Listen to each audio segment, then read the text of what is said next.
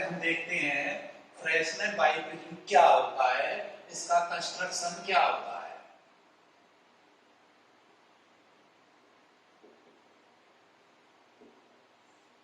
जैसा कि इसके नाम से स्पष्ट है कि फ्रेस्नेल बाइप्रिज्म दो प्रिज्मों का योग होता है।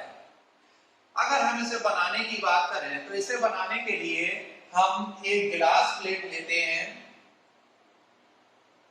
और इस गिलास प्लेट को इस तरीके से रब करते हैं, घिसते हैं कि इसका जो शेडेड वाला एरिया है ये हम रब कर देते हैं, घिस देते हैं। उसके बाद जो बचा हुआ एरिया होता है उसमें दो एंगल 1/2 डिग्री या 30 मिनट के होते हैं और एक एंगल इसमें 179 डिग्री का होता है। इस तरीके से जो प्रिज्म बनता है इस प्रिज्म को हम बाइप्रिज्म कहते हैं। बाइप्रिज्म सिंगल सोर्स से दो सोर्स प्राप्त करने का एक साधन है, क्योंकि हमें मालूम है इंटरफेरेंस फिनोमेना में दो सोर्स होने चाहिए और दोनों सोर्स कोहेरेंट होने चाहिए। कोहेरेंट सोर्सेस क्या होते हैं? जिन सोर्सेस के बीच में फेज डिफरेंस समय के साथ कांस्टेंट रहता है ऐसे सोर्सेस को हम कोहेरेंट सोर्सेस कहते हैं। तो इंटरफेरेंस के लिए दोनों सोर्सेस का कोहेरेंट होना आवश्यक होता है। अब हम इसमें देखेंगे कि फ्रिंजें किस तरीके से बनती हैं।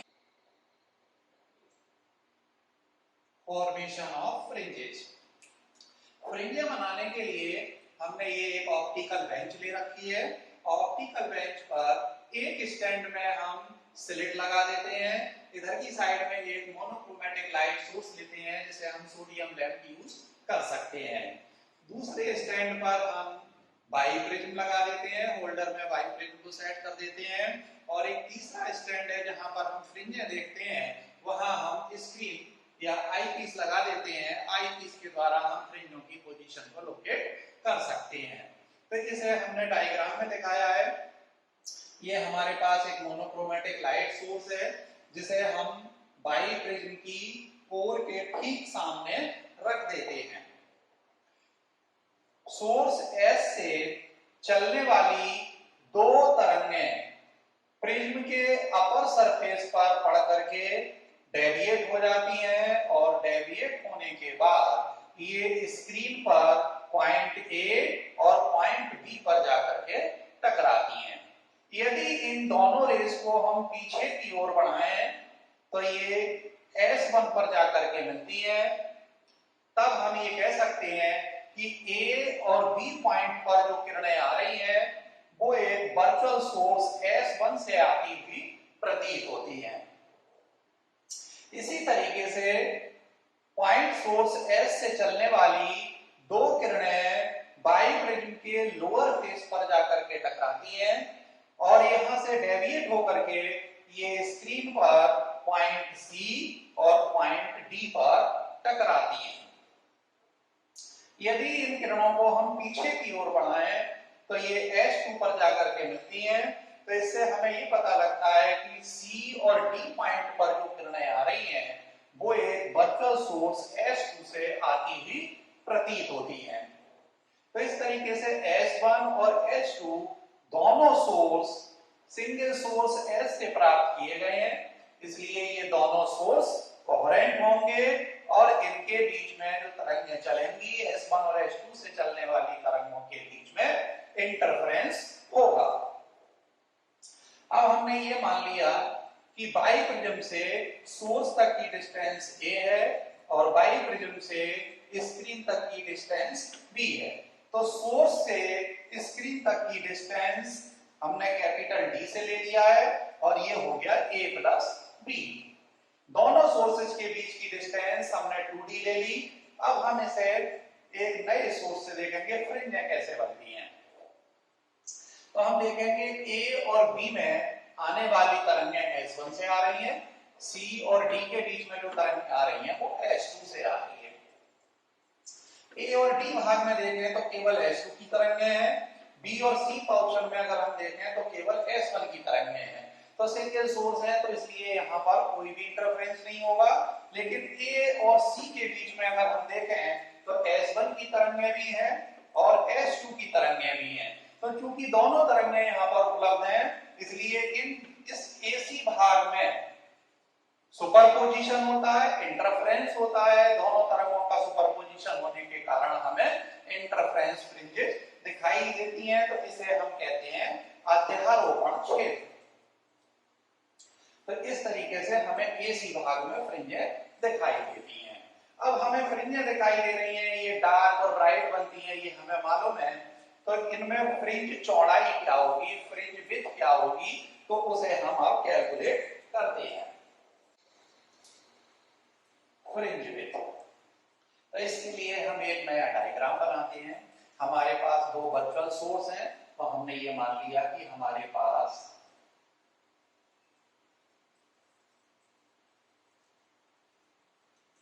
दो सोर्सेज S1 और S2 है। सामने एक स्क्रीन रखा हुआ है।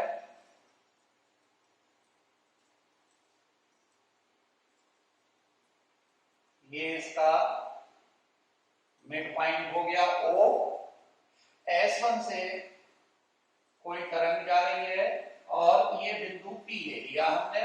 S1 और S2 से चलने वाली दो तरंगें पॉइंट P पर पहुंच करके एन की फ्रिंज बना रही हैं। एन ऑर्डर की फ्रिंज बना रही हैं। वो ब्राइट हो सकती है या डार्क हो सकती है, वो हम अभी कैलकुलेट करेंगे।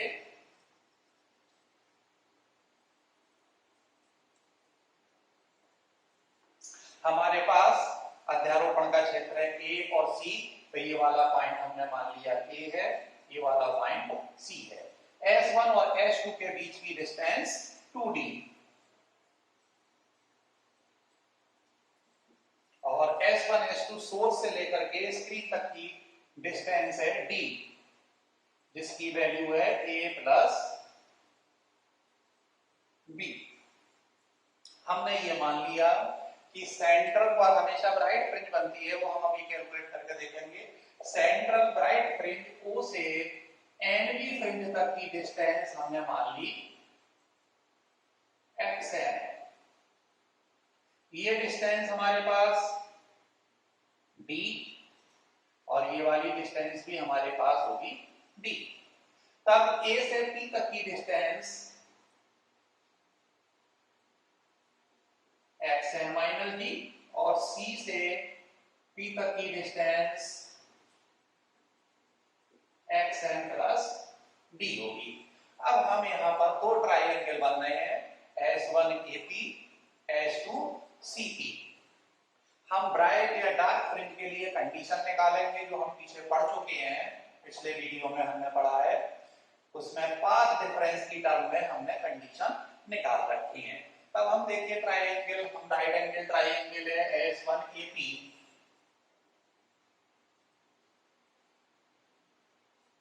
पाइथागोरस थ्योरम लगाएंगे। S1P square equal to S1A square plus AP square. S1A की वैल्यू है d, d square plus AP xn minus d।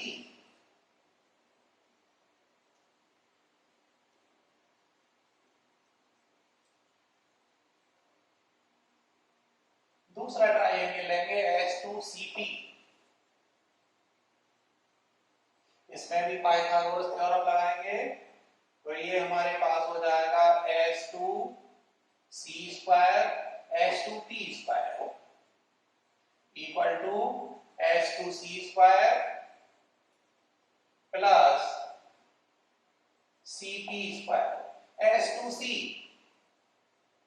Capital D square और CP xn plus d square equation number 2 हो जाएगा। ये समीकरण 2 में से समीकरण 1 घटा देंगे। सबट्रैक्टिंग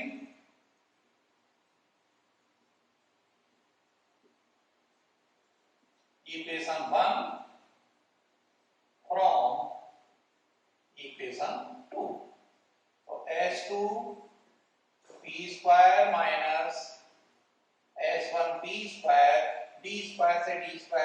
कैंसिल हो गया, ये बचा xn plus D square minus xn minus D square. इसे हम लिख सकते हैं h2p minus s1p h2p plus s1p। इसे सॉल्व करेंगे तो ये आ जाएगा 4xnd। या हम पाथ डिफरेंस देखिए कितना होता है, h2p minus s1p equal to 4xnd upon h2p minus s1p, ये प्लस आएगा। अब यहाँ अप्रोक्सीमेशन लेते हैं, तो अप्रोक्सीमेशन लेंगे। पहला अप्रोक्सीमेशन लेते हैं कि ये दोनों सोर्स क्या है, बहुत पास पास है, मिलीमीटर डिस्टेंस पर होते हैं। If S1 S2 is very small,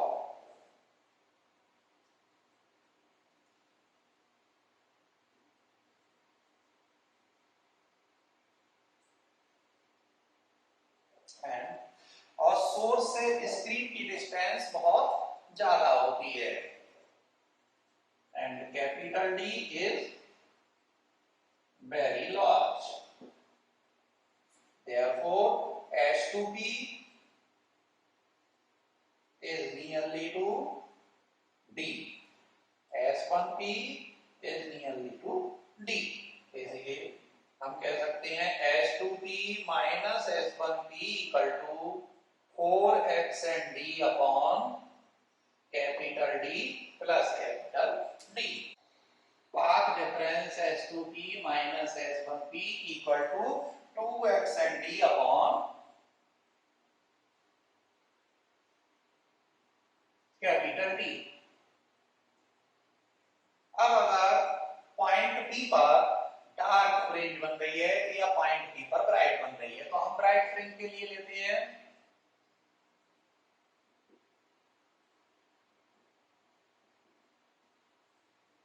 path difference H2P minus S1P की वैल्यू होती है n लैम्डा। इसलिए from equation 3 2xnd upon capital D equal to n lambda. तो हम क्या निकाल सकते हैं यहां से, सेंटर O से पॉइंट P तक की डिस्टेंस xn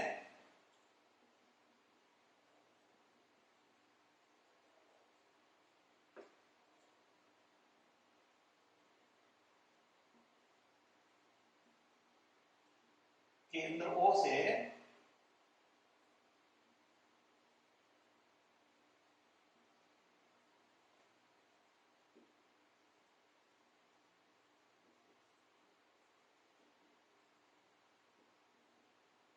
P तक की दूरी xn equal to n into D lambda upon 2d।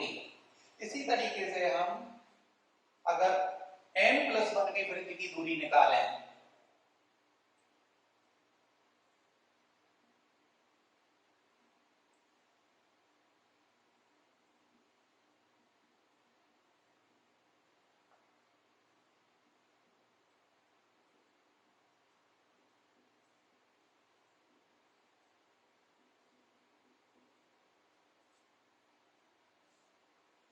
इसे हम लिख सकते हैं केंद्र O से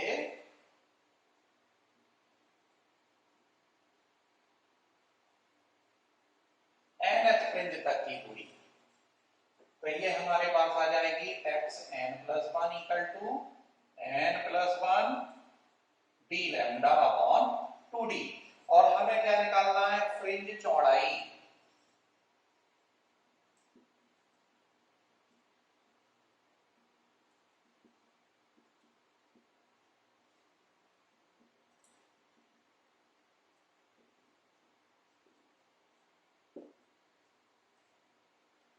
ब्राइट फ्रिंज की चौड़ाई। अब हम क्या करें, इसे हम लिख दे रहे हैं ब्राइट फ्रिंज के लिए b x बार, n+1b फ्रिंज तक की दूरी में से फ्रिंज तक की दूरी घटा दें तब हमारे पास रह जाएगी एक फ्रिंज की चौड़ाई। कितना हो जाएगा, D lambda upon 2d common है तो ये बचेगा डी लैम्डा अपॉन 2d। इसका मतलब ब्राइट फ्रिंज की चौड़ाई होती है D lambda upon 2d।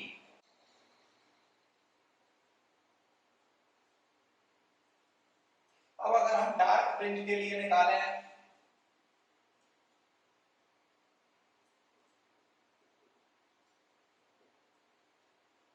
Path difference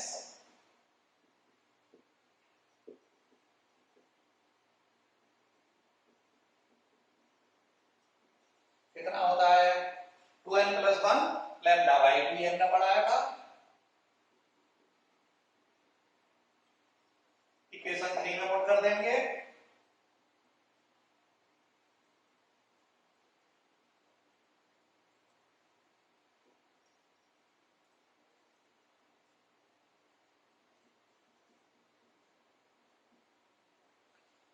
और हम यहां से केंद्र O से mth फ्रिंज तक की दूरी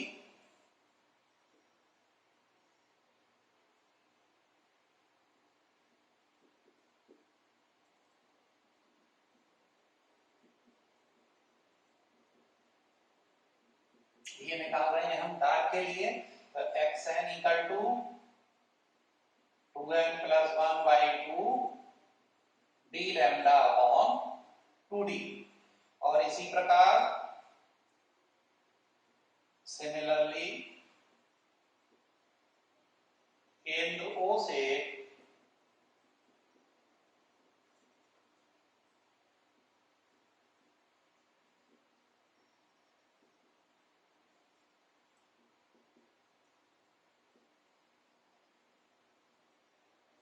n की जगह लगा देंगे n प्लस 1 तो ये हो जाएगा 2n plus 3 by 2 D lambda upon 2d। इसलिए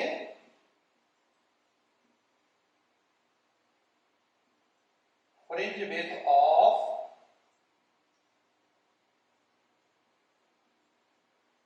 डार्क फ्रिंज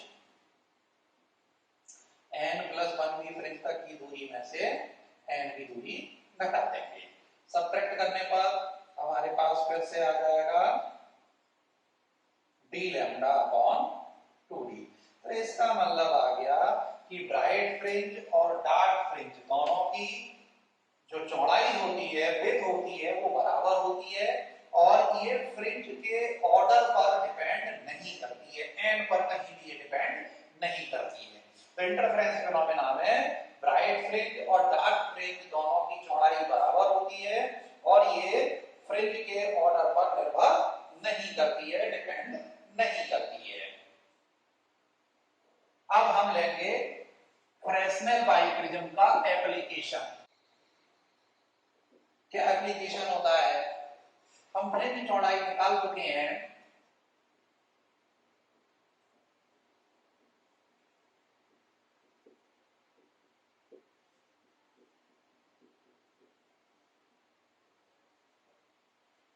तो इससे हम किसी भी अननोन लाइट की वेवलेंथ फ्रेस्नेल बाइप्रिज्म एक्सपेरिमेंट से डिटरमाइन कर सकते हैं।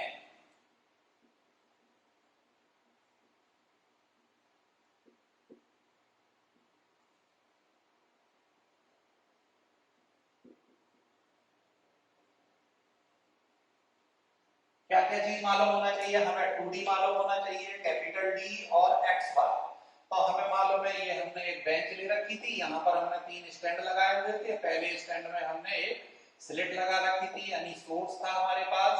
दूसरा स्टैंड था, इसमें हमने बाइप्रिज्म लगा रखा था, ये बाइप्रिज्म लगा रखा था। और तीसरे स्टैंड पर हमने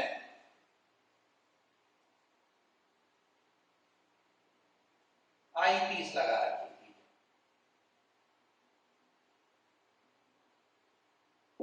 ये फ्रेस्नेल बाइप्रिज्म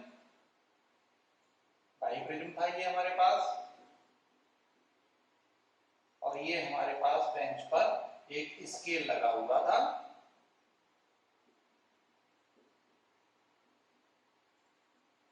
तो हम अगर यहां पर देखें तो कैपिटल डी क्या है, सोर्स से लेकर के और स्क्रीन तक की डिस्टेंस। तो हम ये डिस्टेंस हम स्केल से मेजर कर सकते हैं। कैपिटल डी की वैल्यू हमें मालूम पड़ गई। अब हमारे पास आता है एक्स बार। आई पीस को हम स्क्रीन पर फोकस करके किसी भी दो फ्रिंजों के बीच ब्राइट फ्रिंज या डार्क फ्रिंज पैटर्न कैसा मिलता है इसमें देखो, इस तरीके का मिलता है।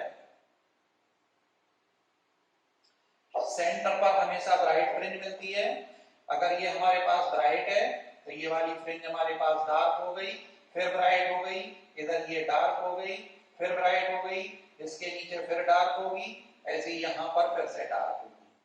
तो हमने आई पीस को पहले हमने इस जगह पर फोकस किया, फिर आई पीस को हमने इस जगह फोकस किया, और इन दोनों के बीच की डिस्टेंस क्या होगी, एक्स बार होगी। या अगर हम डार्क लेते हैं तो हम क्या कर सकते हैं भाई, ये हमने पहले जो है यहाँ पर फोकस किया आई पीस को, और फिर सेकंड में यहाँ फोकस किया। इन दोनों पॉइंट्स का जो डिफरेंस होगा वो क्या बताएगा, हमारे पास एक्स बार की वैल्यू बताएगा।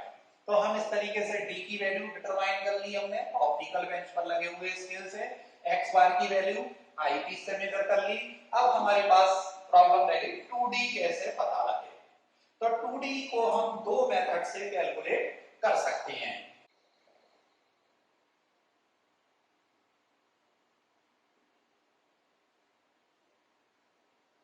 दो मेथड है हमारे पास 2D कैलकुलेट करने के। तो फर्स्ट मेथड है, सबसे पहले हम एक पाई प्रिज्म लेते हैं।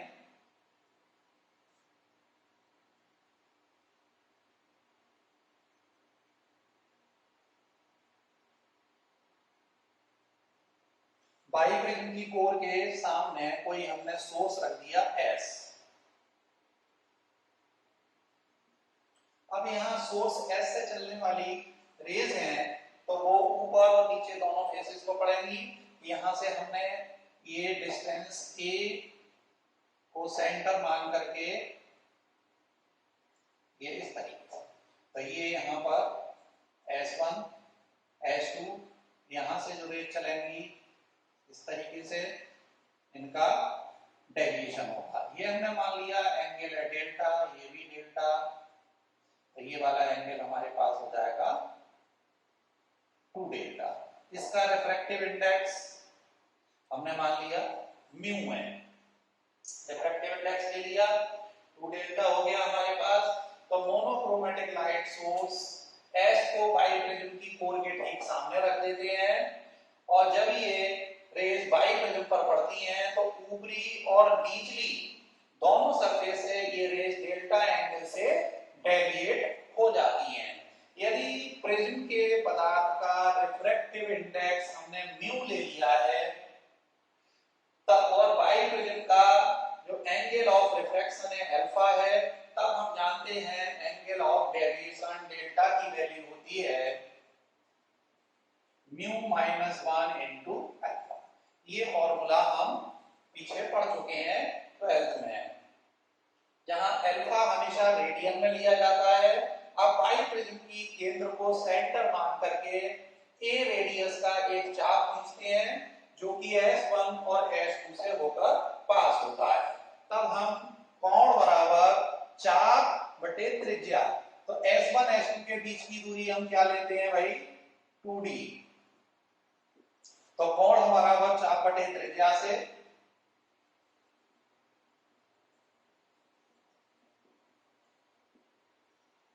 ये आर्क हो गया, रेडियस हो गई, एंगल हो गया।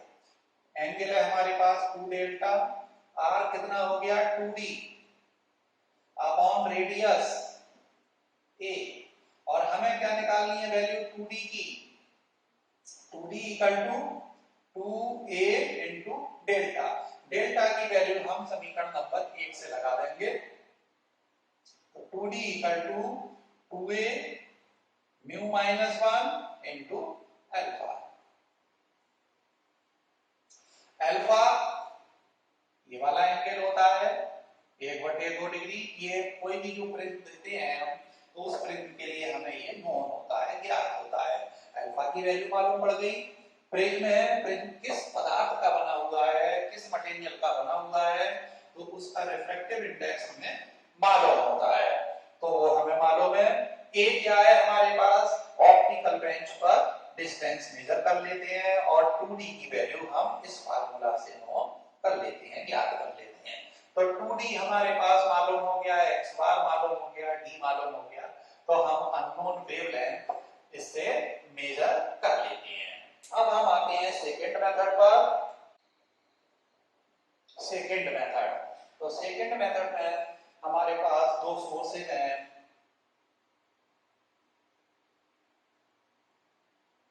जिनके बीच की डिस्टेंस है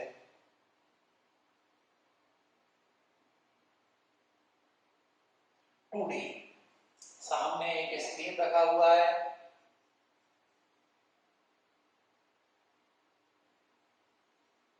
अब हम क्या करते हैं, इसमें बाइप्रिज्म और स्क्रीन के बीच में एक लेंस रख देते हैं, इस तरीके से रखते हैं कि ये S1 S2 के फोकस पर हो।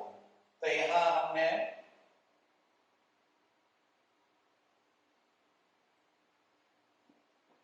एक बाइप्रिज्म लगा दिया,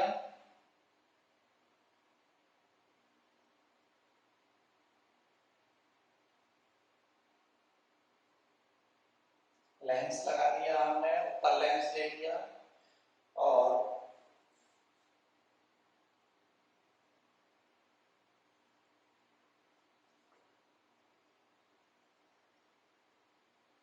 ये हमारा लेंस L1 है।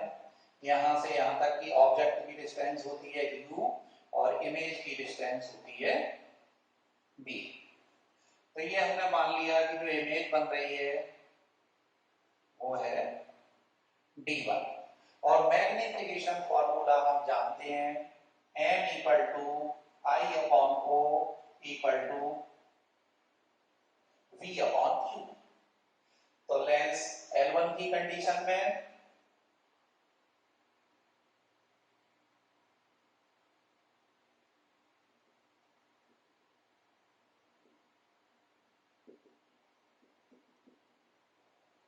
इमेज की ऊंचाई कितनी है, d1, ऑब्जेक्ट हमारे पास 2d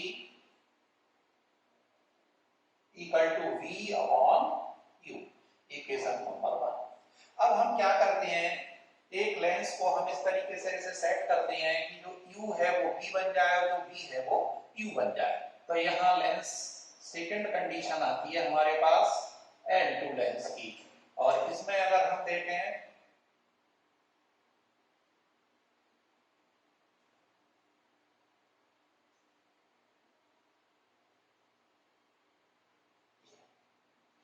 तो ये हमारे पास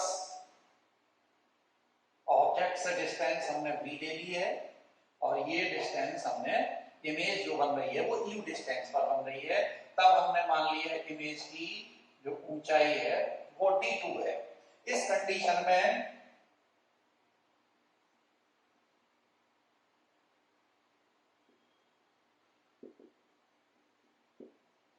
इमेज कितनी बनी, d2, ऑब्जेक्ट की ऊंचाई अभी भी वही ऑब्जेक्ट है, v की वैल्यू हमारे पास u हो गई और u की वैल्यू v हो गई। इक्वेशन नंबर 2, इक्वेशन 1 और 2 को मल्टीप्लाई करते हैं, 1 into 2, तो d1 upon 2d into d2 upon 2d equal to v upon u into u upon v।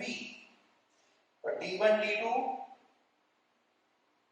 Upon 4d square equal to 1, या हम कह सकते हैं 4d square equal to d1 d2 या 2d equal to root d1 d2।